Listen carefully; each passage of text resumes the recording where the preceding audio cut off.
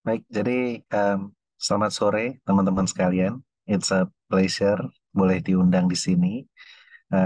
Again, ini udah akhir hari gitu kan. Apalagi di sini, kalau saya di sini udah jam 5 nih, udah bener-bener hampir ending of the day. Jumat lagi kan, thanks God it's Friday. So, hopefully sharing ini bisa bermanfaat buat rekan-rekan sekalian.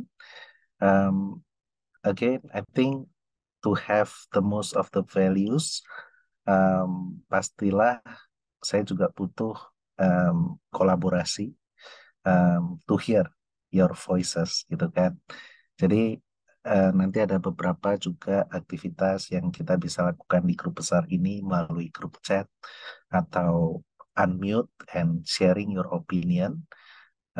Again, I try to make it as practical as possible while at the same time juga sharing best practices um, from my experiences, baik di as a consultant dulu and now as a corporate gitu. Oke, bisa next slide. This is a little bit about me. Jadi I'm on LinkedIn juga, feel free untuk connect di LinkedIn kalau masih ada nanti misalnya follow up question. Sekarang di Singapura, just moved this May as a Senior Vice President untuk Talent and Leadership, so handling the region, the Southeast Asia region. Before that, leading Lazada Indonesia, so based in Jakarta, di Capital Place, Gatot Subroto, for 3.5 years. Nah, sebelum itu, saya di Convery Hay Group as a consultant, as a HR consultant, but also has experience di Tokyo, bersama dengan Mitsubishi Fuso in organization development. Other than my role, I also do professional speaker for national and international event. So the picture that I have there is when I become one of the speakers di HR conference di Kuala Lumpur this year juga. And also I do um, doing this kind of facilitator training, writing on LinkedIn, also doing the one-on-one as well as a coach. Oke, mungkin bisa next slide. Nah, ini mungkin I would like to start dengan satu pertanyaan ini. Apa sih yang rekan-rekan ketahui tentang performance management? Kalau teman-teman mendeskripsikan performance management itu seperti apa? Mungkin bisa tulis di kolom chat, atau kalau ada yang mau unmute, juga bisa unmute langsung. So I will be waiting for some answer. Menurut rekan-rekan, apa sih performance management and why this is important, kan? Silahkan, I'll keep time. Mau tulis di kolom chat boleh, mau unmute boleh. Kalau dari HR juga mau menunjuk seseorang juga boleh. Karena kan pretty much aku nggak ada yang kenal ya. Jadi aku kasih the honor untuk pointing person to speak out.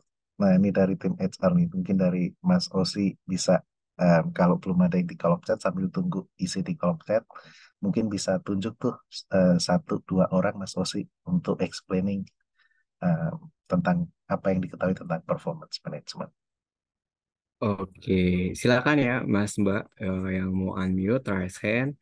Mungkin kalau dari saya mau coba tanya ke manajer saya aja ya, Pak Yanwar. Mungkin Mas Boleh? Yoga mau sharing? Kayaknya yang non HR aja deh, Ji. Boleh, nih Oh, oke, silakan. boleh. Mungkin kalau eh, bahasa awamnya mungkin lebih enak ininya penilaian kinerja kali ya mungkin ya Pak Imar ya mungkin buat buat apa ya sedikit pemantik kali ya mungkin nanti teman-teman mungkin ada yang lebih eh, bisa menjelaskan lagi gitu. Oke, ini ada nih yang di kolom chat, proses untuk memantau atau mengukur kinerja nih, lain dikit lah dengan penilaian kinerja. Um, who else? Ayo, Mas Osi, tunjuk tuh satu orang, dua orang dari non HR, katanya udah ada pesan sponsor dari HR. Oke, mungkin dari yang non HR, Mbak Nia mungkin mau sharing?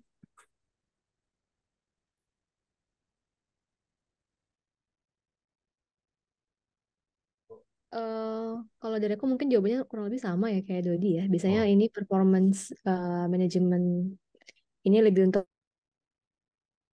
sorry sorry kepencet. Lebih mau mengukur dari kinerja dan Oke, kinerja karyawan atau tim sih. ya. Then the follow-up question kalau jawabannya sama. Mengapa kemudian penting? Mengapa kemudian penting? Mbak siapa tadi? Ini pertanyaan. Mbak Nia.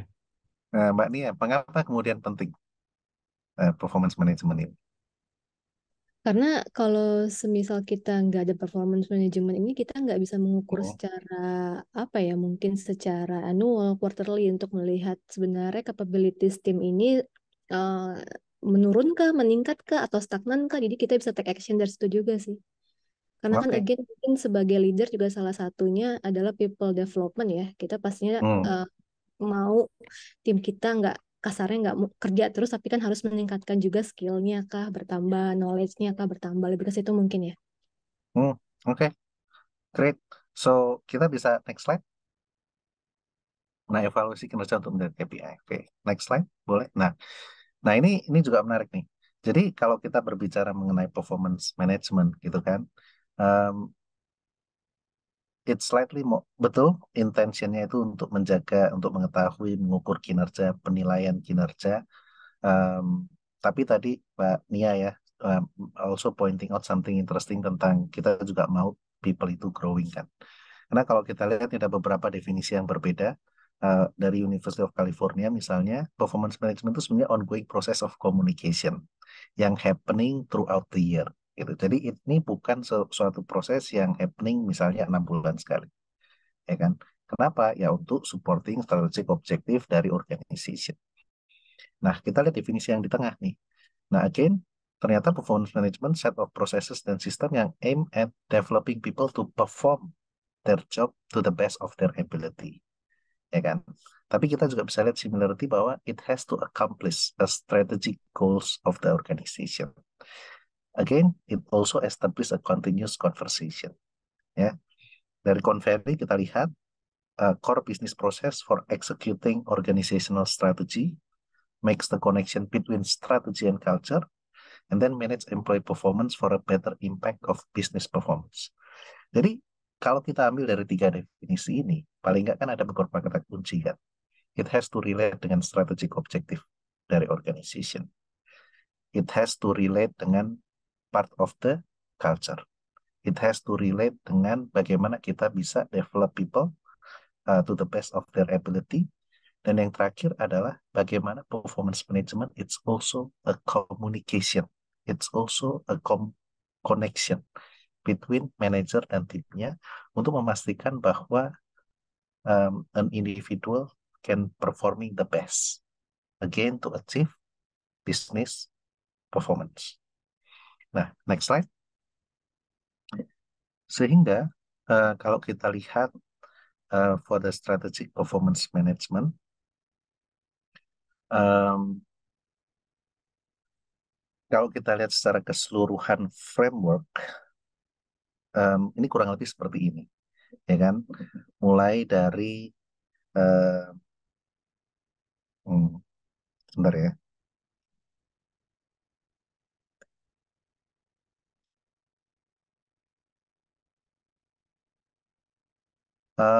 Jadi kalau dilihat dari overall frameworknya, seperti ini nih. Jadi kalau kita lihat, it start dari strategic context dan culture kan. Kalau tadi dilihat dari definisinya. So it has to start dari strategic intent. It has to start dari business model, operating model. Culture juga sama values, assumption, symbol, and belief. Dan dari strategic context dan culture ini akan tertranslate ke yang biasanya itu performance model. Jadi sebelum ngomongin performance management system, performance model ini harus clear dulu nih. Purpose-nya apa sih? Filosofinya apa sih? Prinsipnya apa sih? Key metrics-nya apa sih? Apakah kita mau menjadi company yang meritocracy? Apakah kita mau menjadi company yang memang, mendifferentiate performance, and so on and so forth. Nah, kalau kita clear on our performance model, then we move into the system. Kalau dilihat dari sistem performance management itu sendiri terdiri dari 4 tahapan. Planning, coaching, reviewing, dan juga rewarding, ya kan? And the additional system yang mensupport itu ya, it's all about leadership, it's all about promotion, it's also all about succession. Dan dari sistem ini tentunya kita expect ada behavior yang berubah. Again, sistem dibuat untuk mendrive a particular behavior kan. Kenapa sih kemudian kita harus mereward high performance? Karena apa? Supaya orang termotivasi untuk melakukan yang terbaik. Teman-teman juga bisa bayangkan kan, kalau misalnya, oke, kita prinsipnya adalah kita mau mempush orang untuk doing high performing, tetapi rewardnya nggak diferensiasi. Mau kamu performance bagus, mau kamu performance jelek, everyone get the same bonus misalnya. Then, in that environment, apakah kemudian behavior orang bisa berubah? Apakah orang akan termotivasi untuk melakukan performance yang terbaik? Kalau dia lihat, oh, toh rewardnya sama-sama aja kok, aku perform nggak perform sama, ya nggak perform juga nggak dapat penalti, ya kan? So all of the system is being built to affecting behavior, yang pada akhirnya behaviornya ini kita expect bagaimana bisa mendrive business performance, bagaimana bisa mendrive the metrics, bagaimana bisa mendrive employee engagement and employee development. So this is the big picture. Nah, selama 1,5 jam, I think it's tough untuk mengcover semua in detail, tetapi kita akan mengcover all of these 4 processes: planning, coaching, reviewing, and rewarding. And in a sense, yang kemudian, of course, yang akan saya berusaha sharing di sore hari ini, the things that we can control. Jadi misalnya kalau kita ngomongin reward, oh ini kan tergantung bonus ya, itu nggak bisa kita kontrol, kita nggak akan bahas. Tapi sebetulnya ada loh part dari reward yang bisa kita kontrol as manager in order to appreciate people misalnya. Nah, nanti akan kita bahas. Oke, bisa next slide. Nah, ini kalau dilihat dari konsepnya secara besar. Strategic goal, division department goal, individual goal, kemudian menjadi KPI, proses kompetensi, dan di bawahnya ada performance planning, review, dan connection dengan other HR system. Nah, ini juga menarik kalau rekan-rekan lihat di sebelah kiri itu ada accounting for performance dan juga ada managing for performance. Ya, jadi kalau dilihat, kalau tadi kita berbicara bahwa performance management tentang penilaian kinerja, ya kan, nggak salah. Tetapi kalau kita hanya melihat performance management stop at penilaian kinerja, kita very hard, like very saklek definisi. Itu cuma yang bagian atas tuh, accounting for performance saja. So we have strategic goal, we have department goal, we have individual goal, we have KPI, ataupun kita punya kompetensi yang kita ukur. That's it. Nah, yang saya ingin sharing, dan ini yang banyak kan orang tuh nggak melihat bagian yang bawah sebagai bagian dari performance management. Ya kan, which is managing for performance. Bagaimana kita set up the KPI di awal, bagaimana kita mengkomunikasikan KPI ke tim kita supaya direction mereka itu sama, bagaimana kita melakukan midterm review, bagaimana kita melakukan coaching, bagaimana kita melakukan year end review, bagaimana kita connect dengan HR system yang lain, misalnya Pak, oh kita tahu tim kita ini kekurangannya di area 1, 2, 3, apakah kita punya training and development plan yang sesuai dengan pengembangan tersebut. Oh, kita tahu tim orang ini high performance, apakah kemudian reward structure-nya sudah didesain untuk menginsentifkan orang yang punya kinerja lebih daripada yang lain. Oh, kita tahu orang ini punya aspirasi untuk memiliki skill set A, B, dan C. Apakah kemudian karir path kita itu sudah bisa memfulfill juga aspirasi dari orang-orang untuk berkembang. So that's some of the questions. Nah, ini akan nanti kita akan lihat juga. Bisa next slide? Okay, so this is the full spectrum yang tadi saya ceritakan tentang planning, coaching, reviewing, dan rewarding. Yang paling penting keywords-nya adalah planning is about clarity of expectation. Ya kan? Jadi ini juga harus clear. Apa sih kalau kita as a leader, ya, untuk rekan-rekan yang sebagai people manager di sini, it needs to be very clear what is your expectation for your team member. Dan ini juga sama, berlaku kita sebagai individual kontributor. Untuk teman-teman yang not a people manager juga sama. Kita juga harus punya clarity of expectation. What is actually our manager expected from us? Kalau ini nggak jelas di awal, kita bisa melakukan banyak kerjaan, tapi ternyata kita jalannya ke timur. Ternyata manajer kita expectingnya kita jalan ke barat. Nah, when it comes into performance evaluation, ya pasti what most likely to happen adalah manajer kita bisa bilang, you do not meet the expectation. Karena yang ke barat, kamu cuma kerjakan 30%. Padahal kita put lot of effort, 70%, tapi kita kerjakan yang ke timur, for example. So that's why alignment of expectation very important. Nah, yang kedua, coaching. Nah, oleh karena itu, performance management itu bukan sesuatu yang dilakukan hanya 6 bulan, hanya 12 bulan. Kenapa? Butuh frekuensi and quality dialogue, di mana itu dilakukan saat coaching. Jadi kalau ada team member kita surprise mendapatkan rating, it means we didn't do a good job as a people manager. Kenapa? Kalau kita melakukan coaching secara frequently, ketika team member kita dapat nilai jelek pun, dia nggak akan surprise, because we already tell them way in advance. This is also something yang I tell to my team member. So before this session, I had a discussion gitu kan. I tell one of my team member bahwa, okay, so this is the assessment for the first semester. However, this is the things that you need to prepare for the second semester. Kalau dia nggak berubah in terms of behavior, in terms of how he sees things, then there is a possibility in the semester 2 ratingnya akan rendah. And it's not easy to convey that kind of message. Tetapi kenapa I do that way in advance, supaya kita bisa plan bareng-bareng and then how people can grow. Sehingga pada saat selesai semester 2, pada saat penilaian, people can change. Ya, kalau if I only communicate at the end of the S2, we also don't give people opportunity to change and improve kan. So I think this is where it's important. Nah, reviewing it's all about monitoring achievement. Basically it's appreciating the hard work yang orang-orang sudah lakukan, bagaimana kita bisa mengakses dengan objektif. Dan yang terakhir adalah rewarding, which is differentiating of performance. Again, 4 proses ini haruslah berdasarkan pada strategi, structure, culture, organization goal, dan juga tim objektif, job maupun roles. Okay, next slide.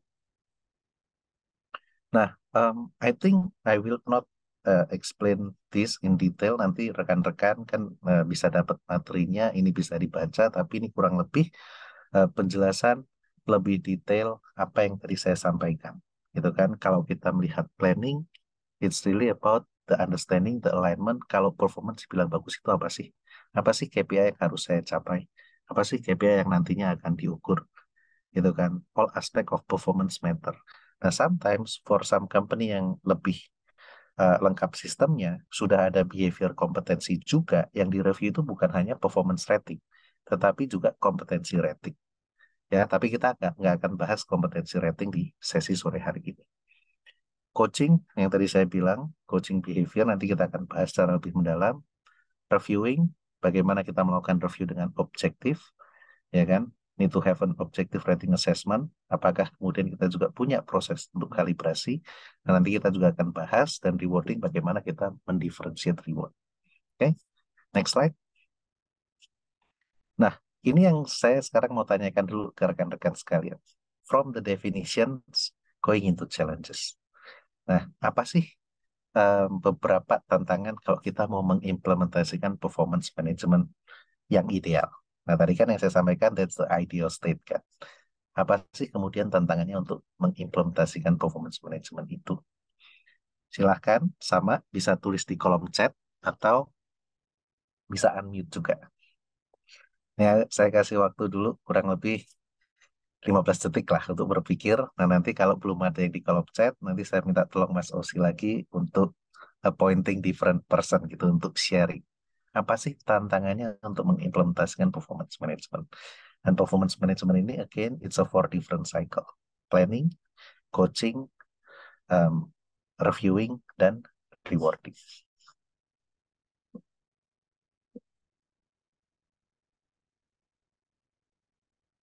Oke, Mas Osi, silakan. Siapa yang mau ditunjuk?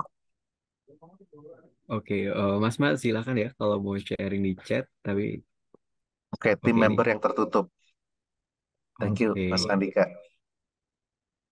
mungkin izin Mbak Fuji mau sharing terkait challenge. Mbak Fuji, silahkan. Apa nih tantangannya untuk mengimplementasikan performance management? Mas Andika udah bilang tim member yang tertutup. What else? Mbak Fuji, silahkan.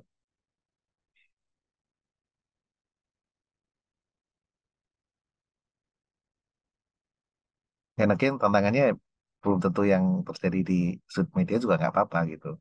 Based on your thoughts, nggak boleh. Silahkan, Mbak Fuji. Oke, atau mungkin saya tunjuk yang sudah on cam ya, Pak Yanwar. Ada Mbak Fitra, mungkin Oke, nanti Mbak Mbak. Fitra yang Ya, sudah on silakan. cam. Boleh, Mbak Fitra, silahkan. Halo Pak. Saya Halo. kurang tahu sih sebenarnya benar atau tidak. Jadi Hmm, pendapat saya pribadi aja ya. Eh, yes. untuk challenge-nya salah satunya yang kebayang itu kayak kesulitan untuk berubah. Mungkin salah Mhm, satunya either itu kitanya atau mungkin yang akan kita arahkan walaupun kita udah ngasih performance misalnya atau kita udah coaching.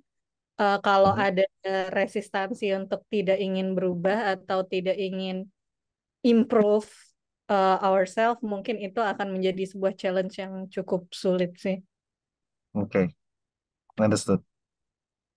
Thank you, Mbak Fitra. And I need to put it in mind because nanti kalau kita ngomongin ke coaching, I think that aspek akan aku bahas lagi. So, bagaimana kalau orangnya nggak mau berubah gitu kan? That would be a challenge. Good. Ini ada dari Mas atau Mbak Xiaoma, sorry. Mbak Shauma, Mbak Yuki Mbak, lain. oh Mbak Yuki. Oke. Yes. Penilaian mungkin masih subjektif. Oke. Satu, penilaian yang subjektif dan bagaimana cara ngomong yang konstruktif, tapi juga tidak melukai perasaan. Nah, good, good, good, good. Oke, nanti akan kita bahas juga. Ada lagi nggak? Satu orang lagi deh yang untuk sharing sebelum I move to the next slide. Mas Osi, satu orang lagi dong. Ini mungkin Mbak Niken mau sharing juga nih, karena udah sharing di chat juga ya. Mungkin mau Oh ya udah on nih, mic Mbak Niken. cara komunikasi yang optimal untuk evaluasi gitu ya. So it's more on komunikasi. Um, sorry, ini mungkin aku bisa explore little bit ke Mbak Niken ya. Cara komunikasi yang optimal untuk evaluasi itu lebih daripada komunikasi kita untuk menyampaikan ratingnya, atau komunikasi kita pada saat, calibration atau gimana. Bisa lebih Em, sharing little bit. ya, mungkin lebih ke kayak pada saat ada member yang mungkin diharapkan ada perbaikan di sisi ini, di sisi itu, gitu-gitu tuh. Hmm, Kadang-kadang mungkin cara cara komunikasinya kurang masuk ke member itu gitu, sehingga hmm. dia nggak sadar bahwa itu yang harus diperbaiki, Oke, sehingga dia nggak sadar gitu. itu yang harus perbaiki. Good. So more on the communication. Nanti berarti kita akan spend a little bit more time di sana, gitu ya. Good. Terima kasih. So next slide. Nah, jadi ini beberapa nih tantangannya ya kan. Orang-orang melihat ini hanya sebagai event, rather than ongoing process. Cuman happening dan paling ininya lagi adalah it's a formality. Wah, ini udah waktunya HR nih untuk kita punya rating ya kan, dilihatnya sebagai event, not a process. Nah, ini yang kedua, tadi kalau ngomong tentang komunikasi, it happen both ways, gitu kan. It's not only the receiver, which is the team member, tapi juga manajernya nih. Ada yang discomfort untuk kasih feedback, ya. Um, ya, I do not know pengalaman teman-teman ya. For me, myself, I had the experience untuk saying hard truth itu sudah beberapa kali. Even I get the experience untuk giving the hard truth and it's affecting, okay, then this person better untuk find a new opportunity, baik internal company maupun external company. I also did that, gitu kan. And it's not easy having that kind of conversation. If I can choose, I don't want to do this, ya kan? Saya juga nggak mau kok ngasih tahu orang kamu nggak perform. Tapi I have to do that. Kenapa? Karena I have the belief bahwa this is for their benefit. If I keep quiet, it doesn't help the person. Karena orang itu nggak akan bisa sadar kenapa dia itu Salah. Kemudian tantangan yang ketiga, poor objektif. Nah ini kalau measurement-nya aja nggak bagus, ya gimana kemudian kita bisa mengukur secara subjektif, atau inconsistent application, atau lack of integration, atau ratingnya terlalu inflated, nggak ada differentiation, atau nggak ada discussion, kemudian end of the year surprises seperti yang tadi saya bilang. Atau it's purely HR driven, ya kan, dilihat wah ini HR nih punya punya gawe aja gitu kan, atau dilihat sebagai proses untuk memecat orang. And it happen also in some company kan. Jadi ini beberapa tantangan. Oke, sekarang next slide. Nah, sekarang kita akan go through each cycle kan. Nanti saya akan spend more time in terms of the performance discussion. Sekarang kita go through planning dulu. Next. Nah, ini nanti ketika teman-teman dapat materinya di setiap section, I'm giving this food for thought supaya kita selalu bisa bertanya sama diri sendiri, gitu kan. Kalau kita berbicara planning, ini 5 pertanyaan yang harus kita tanyakan sama diri sendiri. Apakah KPI kita align ke organization KPI, ya kan? Yang kedua, apakah kita ensuring success kalau ada KPI yang share? Sometimes shared KPI itu justru membuat bahwa ownership jadi nggak jelas kan, jadi gray area. Ini ada KPI ini punya siapa sih? Nanti HR merasa, oh ini bagiannya marketing. Marketing merasa, oh ini bagiannya HR. At the end of the day nggak ada yang kerjain gitu kan. Ini juga penting nih. Whenever there is a shared KPI, there is also have a clarity. Supaya project itu juga bisa sukses. And it happen more often ke cross-functional project misalnya. Kemudian ketika apakah kita punya smart goals. Ya kan? Everyone, I do believe, pasti familiar dengan SMART. Atau have we align our KPI, ya kan, dengan our line manager. Ini kembali ke tadi, alignment. Nah, proses planning ini makanya dibutuhkan sebagai proses alignment. Dan do we have goals or KPI alignment session? Oke, next slide. Nah, ini yang penting, bahwa any KPI yang rekan-rekan miliki, it has to be connected dengan strategic objective. So individual plan, it needs to be derived dari department plan. Department plan needs to be derived dari business unit plan. Business unit plan need to be derived dari corporate plan. Nah, kalau teman-teman cannot get the linkage, then there is a question kan, why this is something important for us to do kalau it doesn't link to anywhere. Gitu. Oke, next slide. Nah, ini adalah contoh, ya kan? Bagaimana pentingnya kita cascading performance indicator dari semua level. Ini dari McKinsey contohnya. Misalnya level CEO, performance indicatornya adalah EBITDA. Actionnya apa? Our key value driver adalah production. General manager, performance indicator annual production. Actionnya apa? Harus identify bottlenecks dan recurring equipment problem. Go through ke operation manager. Dari annual ke daily production. Atau compressor OEE, itu kan overall equipment effectiveness. Nah, actionnya apa? Oh, compressor trip is a major recurring problem. Harus resolving root causes-nya. Ya kan? Itu operation manager. Supervisor, performance indikatornya apa? Shift production dan shift training. Oh, root cause-nya sudah teridentifikasi. Harus training operator to follow cleaning procedures. Then, operator, performance indikatornya apa? SOP adherence, standard operating procedure. Okay, we will follow these procedures. So, hopefully dengan satu simple example ini, rekan-rekan bisa melihat bagaimana performance indicator and action is all connected. Ya kan? Kenapa kooperator harus following procedure? Ya again, ini untuk membantu CEO achieving the production target. Gitu. Ini untuk membantu general manager resolving bottleneck and any equipment problems. Ya kan? We need to be able to see the connections. Oke. Nah, gimana sih cara menurunkan ini? Next slide. Nah, salah satu caranya ini balance scorecard approach, ya kan? I still find this approach meaningful, walaupun mungkin sekarang kalau teman-teman melihat terms yang lebih populer, OKR, ya kan? Objective Key Results, segala macam. It's also useful, like because in my company, kita applying dua-duanya. Kita applying KPI, kita applying OKR. But it's on a different purpose.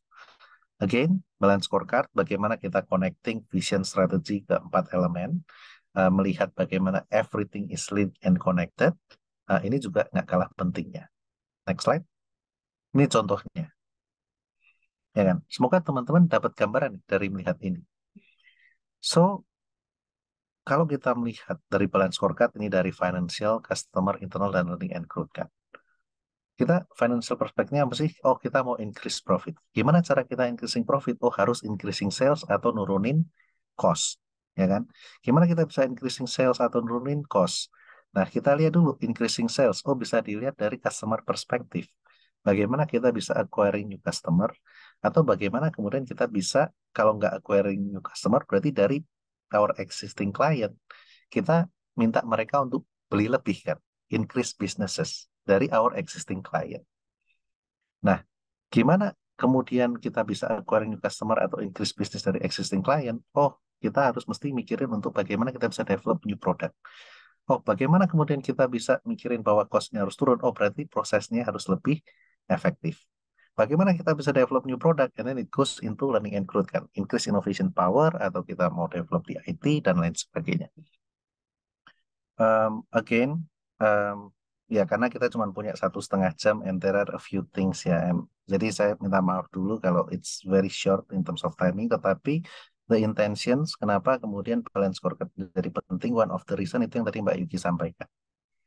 Bagaimana sih kita bisa tahu um, dari other division and how it connected dengan divisinya kita misalnya. So let's say kalau misalnya at the end of the day after this meeting decided bahwa oh I think it's good untuk kita punya satu referensi how the KPI is connecting di Sweet Media misalnya. Oh oke, kita mau increasing profit. Gimana sih kita bisa increasing profit? Oh kita mau increasing sales. Oh gimana sih kita bisa increasing sales? Oh kita acquiring new customer. Gimana sih kita bisa acquiring new customer? Market-market mana? Different type of product yang mana yang harus kemudian kita lakukan. Sehingga and then bisa connect ini. Oh dari tim pitching melihat dari yang lain and on the big picture kan. Sehingga within the team juga bisa lebih detail kan. So the purpose of this balance scorecard sebetulnya it is a reminder. Misalnya, oh kerjaan saya pitching, saya harus acquiring customer. Tetapi how does that acquiring this connecting dengan big picture gitu loh. I think this can be helpful untuk melihat bagaimana satu KPI correlate dengan another KPI yang pada akhirnya correlate dengan it's all about um, bisnis. Sama juga mungkin ada divisi yang terkait dengan cost efficiency nih, mainly. Oh, kita harus menjaga cost. Oh, kenapa kok kemudian cost efficiency menjadi penting ya? Karena kita harus manage cost-nya turun. Again, kenapa kita harus manage cost-nya turun? Again, business profitability yang kemudian di ujungnya. Nah, ini yang the big message dari approach balance scorecard ini. Nah, mungkin bisa next slide. Next, ya next. Nah, sekarang kita akan move ke. Nah, kalau tadi sudah ada big map untuk balance scorecard, biasanya dari masing-masing kan ini udah ada KPI. Nah, ini kemarin juga saya sempat lihat KPI rekan-rekan di media. I think it can be our individual reflection. Apakah KPI ini sudah smart? Ya, smart apakah specific enough, apakah measurable enough, apakah achievable enough, apakah relevant enough, dan apakah sudah ada time bound-nya, gitu kan? Nah, contohnya seperti apa? Bisa next slide. Nah ini, jadi teman-teman bisa melihat ini sebagai reference kan, untuk melakukan apa, baik kapan, dan apa resource required-nya. Ini ada contohnya, to implement a new performance management process by December 31 by involving stakeholder, atau to present top 5 ideas, baik kapan, baik consulting, segala macam. Ya kan? Nah, sekarang question-nya adalah, bisa next slide. Oke, ini ada 5 objektif. Increasing market share, mid budget, monthly analysis of market trend, liaise dengan commercial production, dan juga increasing customer. Menurut rekan-rekan sekalian, apakah ini sudah smart atau belum? Bisa tulis di kolom chat. Apakah ini sudah smart enough? 5 objektif ini.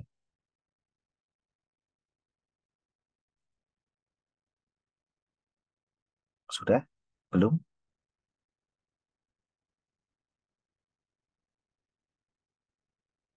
Apakah sudah smart? Sudah cukup spesifik? Sudah measurable? sudah attainable?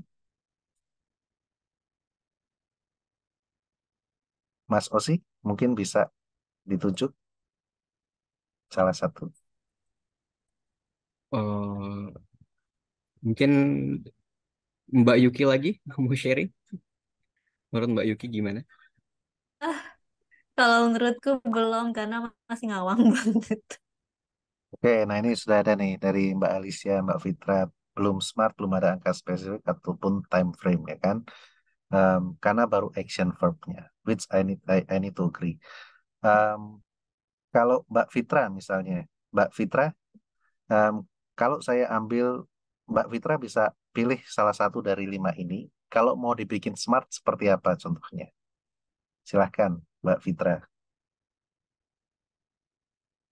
Hmm, saya kurang tahu kalau dari sisi eh paid medianya sih. Mungkin contohnya misalnya ambil yang increase customer ya. Mm-mm.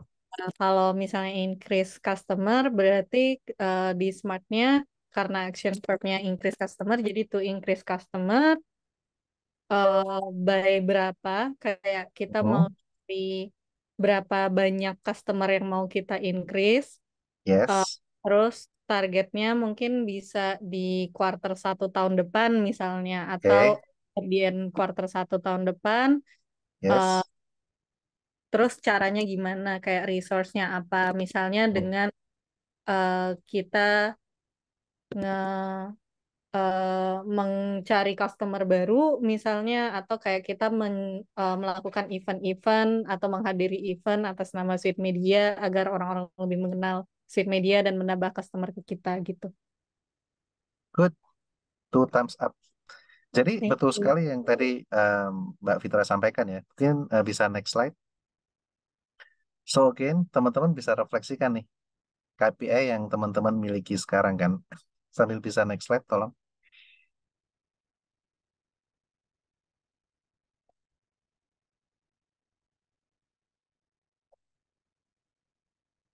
Em, bisa next slide.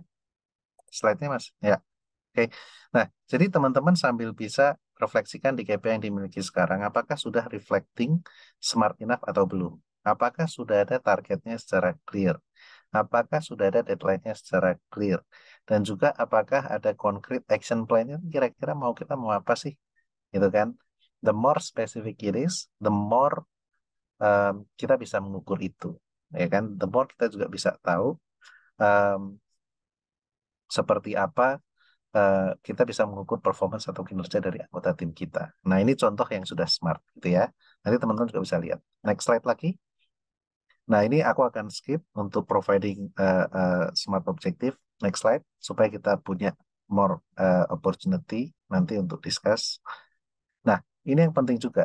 Objektif ini teman-teman juga harus assess, apalagi terutama untuk rekan-rekan yang line manager.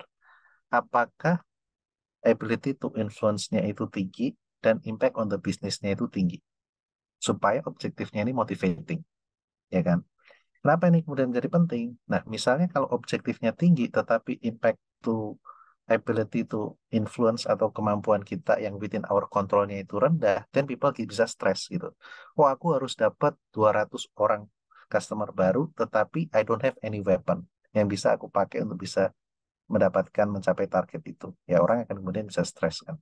Tapi kalau misalnya weapon saya sudah sangat lengkap, oh aku punya pitch deck, oh aku punya produk yang bagus, oh aku punya ini, aku punya itu, dan 200 orang customer baru, oh ini dalam let's say dalam 6 bulan, sebulan berarti kurang lebih 30-an gitu ya, it's reasonable, satu hari bisa make like 5-10 call, gaining one customer per hari, then it become something yang motivating, ya kan? Kalau ability to influence-nya tinggi, senjatanya banyak, tapi um, targetnya, oh cuman let's say cuma dapat 10 customer baru selama 6 bulan ke depan, ya orang akan di comfort zone gitu.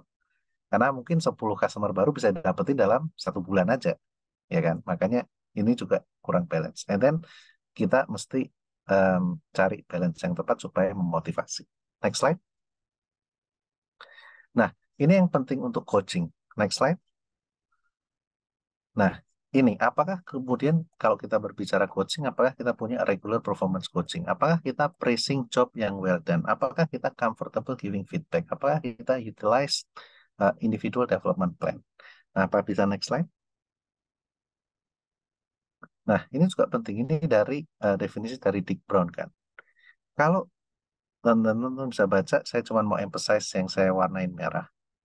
By failing to provide a honest feedback, leaders cheat their people by depriving them of the information that they need to improve. Nah, ini yang tadi saya bilang kan, kalau kita nggak memberikan feedback yang jujur, apakah performance orang itu, terutama untuk orang yang low performer, kita actually didn't give them the information supaya orang itu bisa improve. Nah, next slide lagi. Tadi kan banyak ditanyakan gimana sih kita memberikan feedback.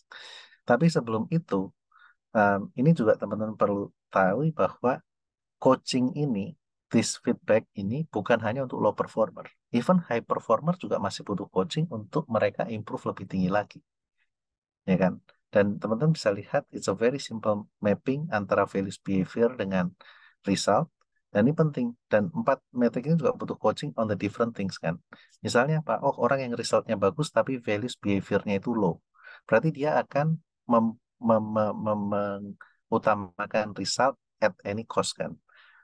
Delivering on commitment, tetapi dia does not live values atau demonstrate behavior.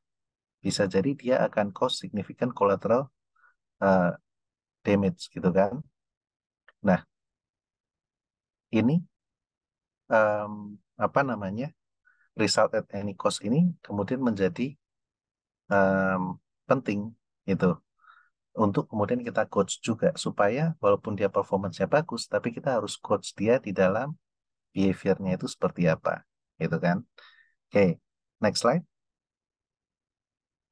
Nah, sehingga kalau kita berbicara mengenai coaching, kita juga harus tahu nih diagnosa dari tim kita. Yang mana sih sebetulnya yang dibutuhkan gitu. Dan ini bisa dari kombinasi dari 3 kan. Apakah orang ini, kalau kita berbicara performance excellence, ini adalah orang yang tahu fokusnya, what must I do. Dan orang ini harus tahu kapasitasnya, do I have the knowledge atau the skills-nya. Dan juga harus tahu will-nya, do I want to do this or not. Gitu kan? Nah, biasanya gap-nya ini akan terjadi kalau misalnya kita lihat yang di sebelah kanan atas. Saya tahu apa yang harus saya lakukan dan saya mau melakukan itu, tapi saya nggak tahu gimana. Ya kan? So the feedback akan different dengan orang yang kiri atas. Saya tahu knowledge-nya, saya tahu apa yang harus saya lakukan, tapi saya nggak mau, gitu kan? The way kita communicate kedua orang ini kan beda kan? Yang satu kita memberikan feedback tentang caranya, yang satu kita memberikan feedback untuk understanding the reason-nya, why this is important to be done, ya kan?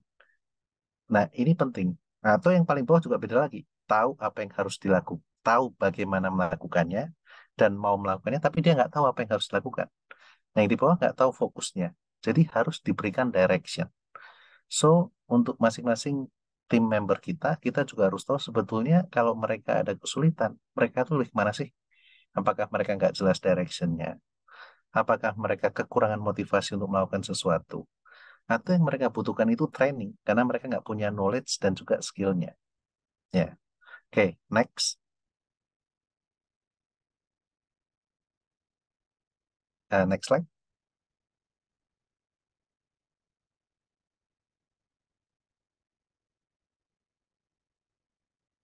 Bisa next slide. Nah, sehingga feedback dan coaching ini critical skills untuk manage performance kan. Nah, feedback ini raising awareness, need untuk change atau improve. Dan coaching ini series of discussion untuk improve dan agreement. Nah, kita nggak akan bahas tentang coaching karena waktu yang terbatas, tapi saya akan membahas beberapa hal tentang giving feedback. Ini kan ada yang dibilang, oh bagaimana sih cara mengkomunikasikan sehingga orang itu juga nggak merasa being offended misalnya, gitu kan. Nah, jadi ada beberapa hal. Bisa next slide. Nah, ini yang pertama. Next slide.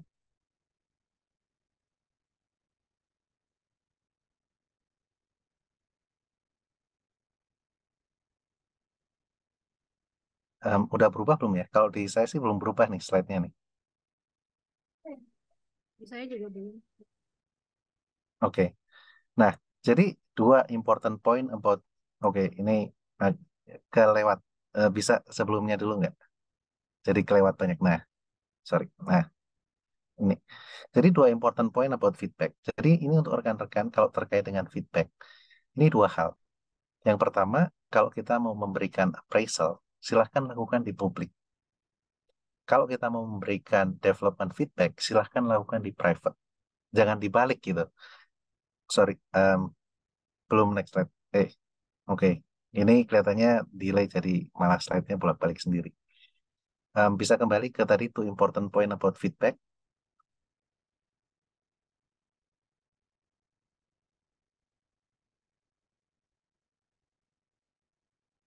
Um, Oke. Mungkin my internet lebih bagus, jadi aku yang share screen aja nggak apa-apa deh. Um, karena I think it's about the internet connection. Sorry, sebentar. Let me share screen.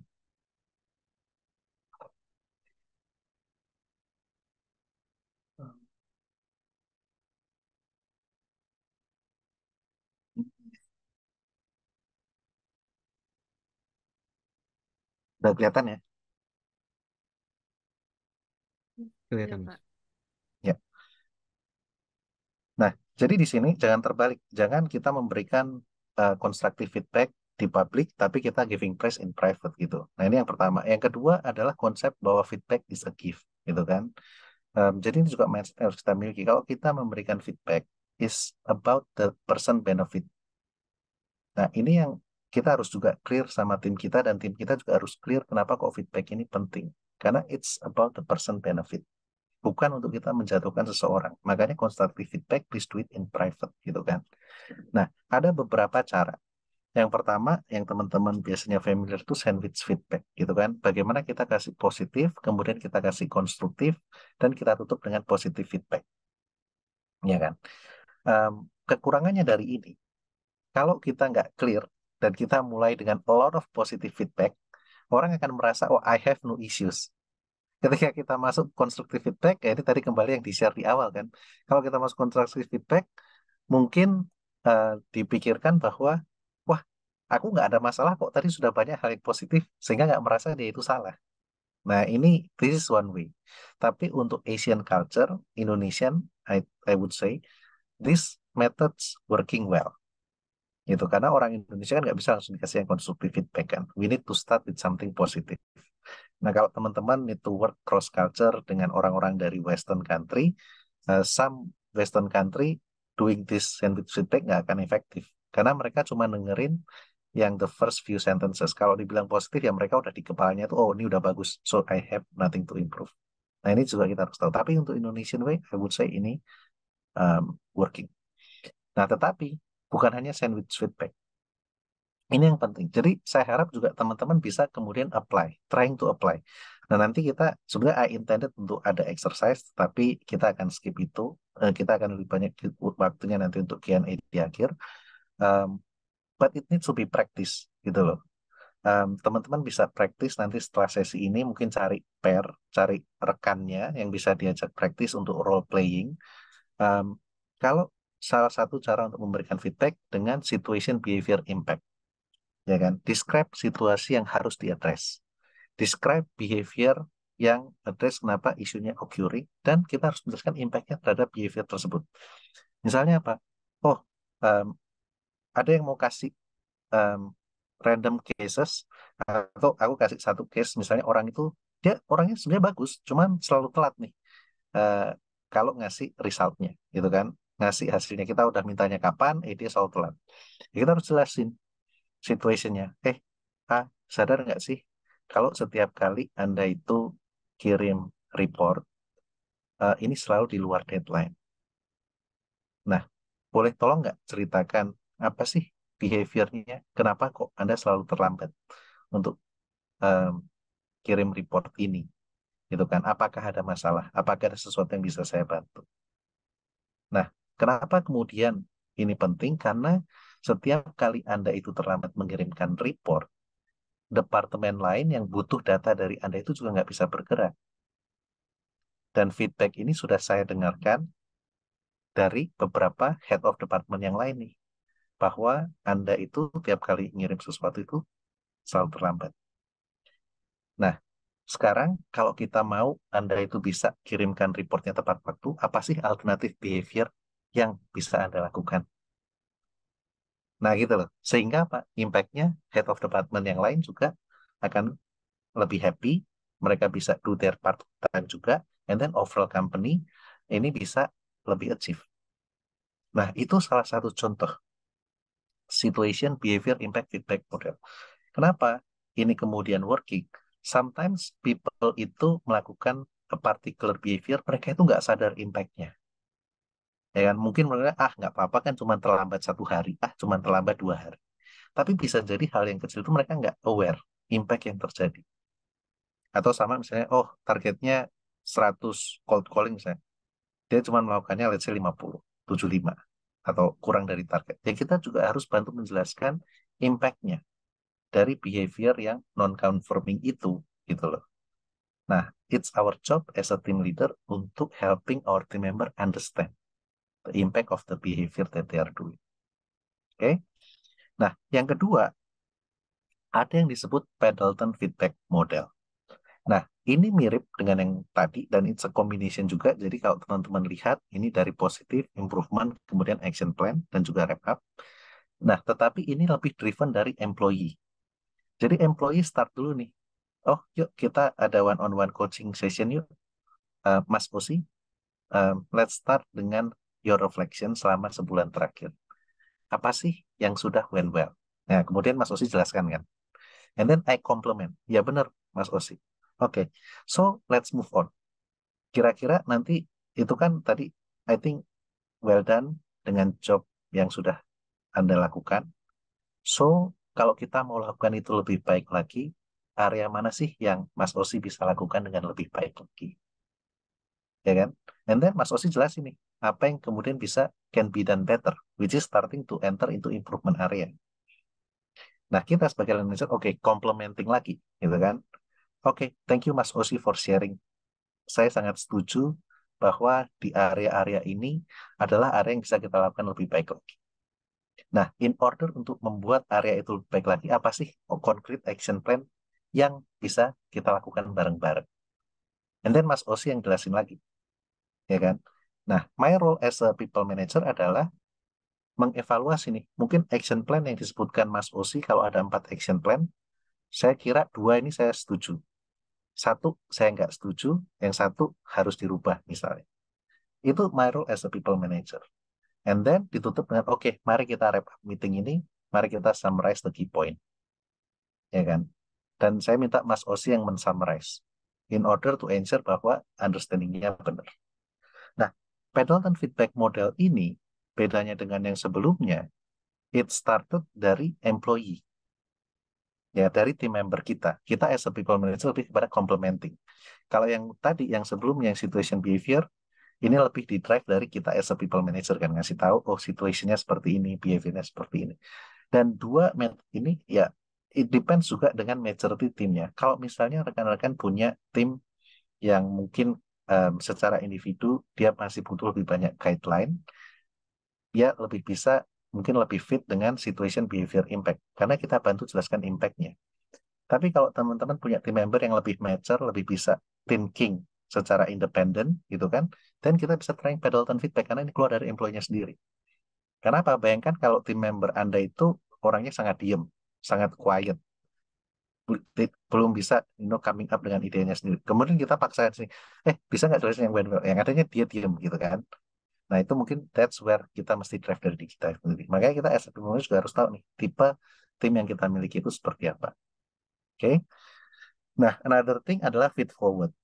Feed forward ini nggak ngomongin yang di masa lalu, tapi lebih kepada di masa depan. Jadi it's different. It's not about giving feedback, tetapi lebih kepada kita understand aspirasi dari tim kita.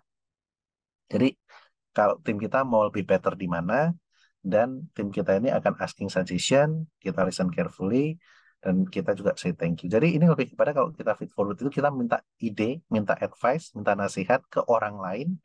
Jadi ini driven by individual ya. Misalnya saya ke atasan saya, Pak, misalnya siapa tadi, Mas Osi sekarang jadi atasan saya gitu kan. Saya ke Mas Osi, saya ingin lebih better di area ini dong. Boleh nggak kasih suggestion? Nah, Mas Osi kemudian kasih saya suggestion, at the same time juga mungkin bertanya apa pendapat saya, apa pikiran saya, ya kan? So it's not only about directing, tapi juga it's also coaching moment. Coaching kan is all about asking question. Saya mendengarkan, saya juga writing suggestion down, and then saya bilang thank you. So this is also something that we can do. Jadi nggak ngomongin masa lalu, tetapi it's thinking about what we can do better in the future. Nah, ini aku akan skip, tetapi aku akan put it in the slide. Jadi teman-teman kalau bisa after the session, silahkan bisa cari partnernya yang trying to do the exercise. Karena again, sekali lagi, feedback communication, it needs practice. Ini bukan sesuatu yang natural. Dan the more practice, the more comfortable we are doing that. Yang tadi saya bilang, sebelum sini saya give a feedback conversation. It's not a natural thing for me, tetapi saya lebih biasa karena saya sudah beberapa kali in the difficult situation to give a hard feedback. Nah, tetapi semakin kita terbiasa dengan cara yang baik, orang yang mendengarkan itu nggak merasa offended gitu loh. Tetapi mereka juga bisa menerima and they can also think on what they can do differently supaya menjadi lebih baik lagi. Oke? Nah, the next slide, it's lebih ke information aja tentang IDP. Again, it's good kalau ada IDP, apakah ini formal in the system atau kita catat manual dengan kertas, tapi kurang lebih formatnya juga saya berikan sebagai referensi. Ini lebih kepada encourage supaya any development areas itu recorded, sehingga kita juga bisa put komitmen ke tim kita, oh kalau ada kurangnya area di mana, it's recorded dan kita bisa track juga on a monthly conversation misalnya. Okay, next about reviewing. Reviewing, what is important adalah apakah kita punya objective review process, tadi juga dimention, apakah kita able to link achievement dengan rating, apa kita, dan yang terakhir kita punya the same understanding of performance philosophy. So, do's and don'ts of review, very simple. Kita harus gather performance data dari variety of sources. Makanya ini untuk bagaimana kita bikin performance kita lebih objektif, nggak subjektif. Teman-teman bisa baca dan bisa applying the do's di sini. Performance data dari beberapa orang yang objektif, misalnya dari dashboard KPI, termasuk juga what I do in this company, misalnya di Lazada, kita punya kebiasaan untuk tanya leader yang lain. Jadi ketika saya mau kasih rating untuk tim saya tanya nih, stakeholder yang tim saya biasa kerja bareng.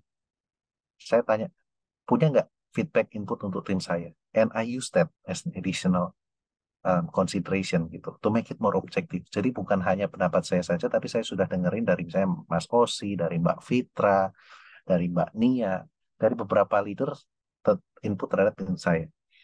Kemudian harus kita give specific example. Kalau orang ini baik di mananya, kita juga harus specific and concrete. Ya kan, demonstrasi behavior apa. Jadi kayak kemarin saya kasih additional feedback for my cross-functional team dari orang dari Filipina. Saya kasih ke bosnya my feedback terhadap performance-nya dia karena kita ada di task force bareng. Saya bilang bahwa, oh orang ini has a good, dia mampu untuk punya memitigasi pandangan yang berbeda. Ya kan, tetapi at the same time dia juga bisa punya a strong point terhadap pendapatnya diri dia sendiri. Jadi nggak cuma ngikut gitu loh, tapi punya our own opinion. And I say it with a specific example. Nah ini juga penting, ya kan? Get the person views, focus on the future development, discuss both strength and development, ya kan? Yang don'ts-nya ya teman-teman bisa baca lah. Nah ini juga penting nih, don't tolerate unacceptable performance. Kalau ada betul-betul unacceptable, misalnya violating values of the company atau leaking company data, ya jangan ditolerate gitu. Karena kan kita juga mau send a message. Apa sih behavior yang intolerable, yang betul-betul nggak bisa. Nah ini juga penting. Misalnya. Ini tentang performance ranking. Again, komposisinya bisa beda-beda tiap company. Kalau di Lazada kita 30%, 60%, dan 10%. Jadi 30% itu bagus, 60% itu rata-rata, dan 10%-nya itu underperformer. Tapi kita juga sampaikan message bahwa rata-rata di Lazada it's actually a good rating. Jadi kita punya rating, kalau di example ini rating 3 gitu ya, it's actually already a good rating. Kenapa? Karena target kita sudah sangat stretch. Dengan target yang stretch, Anda bisa mencapai itu, it means you are already doing a good job. Nah, yang bisa dapat 4 atau 5 yang exceeding expectation, itu berarti dia melakukan do more on the current expectation. Nah, sehingga apa?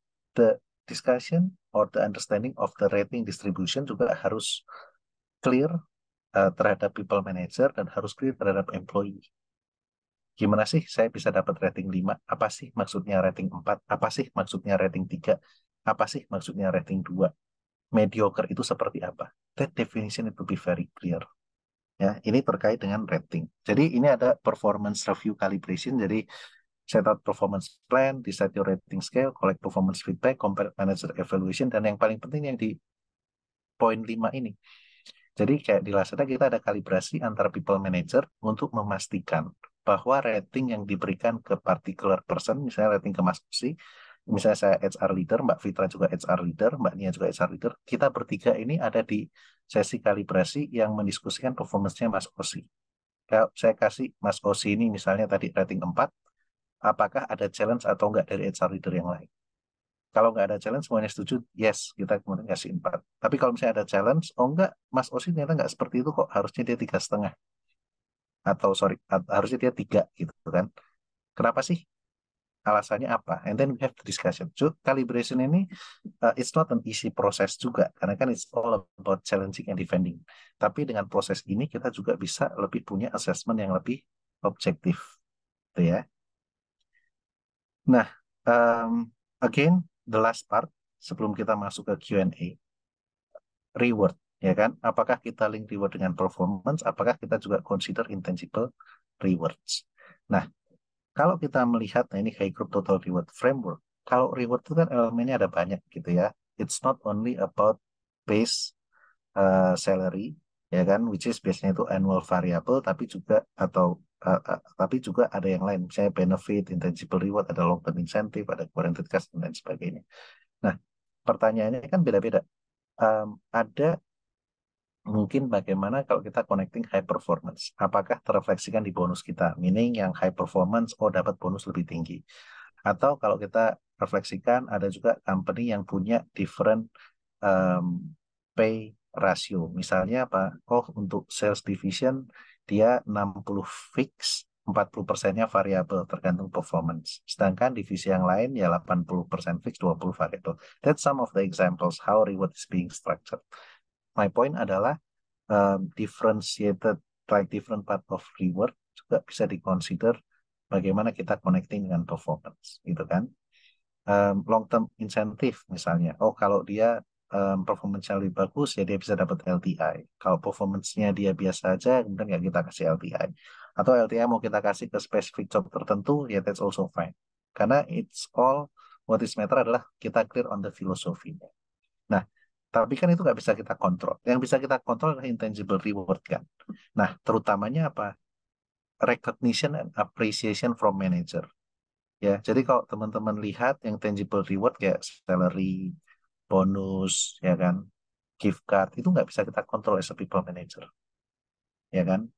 Tapi kita bisa kontrol yang intangible, which is apa? Recognition. Apakah kita meng-appraise tim kita yang doing good work? Apakah kita punya culture untuk kasih kudus board di Lazada misalnya kita bisa kasih kudus appreciation dan bisa dapat additional credit nih in our flexible benefit gitu. Apakah kemudian kita provide development opportunities? Apakah kemudian kita consider dia untuk part of promotion dan lain sebagainya? Jadi as a people manager, let's focus on things that we can control, which is more on how we give the intangible reward untuk high performer yang kita miliki, ya kan? Kalau teman-teman punya power untuk affecting the salary increment atau salary atau bonus, ya lakukan itu dengan sebijak mungkin.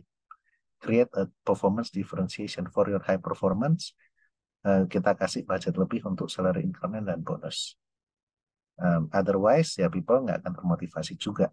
Kenapa aku harus doing high performance kalau toh akhir-akhirnya dapat yang sama dengan yang lain, misalnya. So that's based on my experience. And that's what we are also doing here.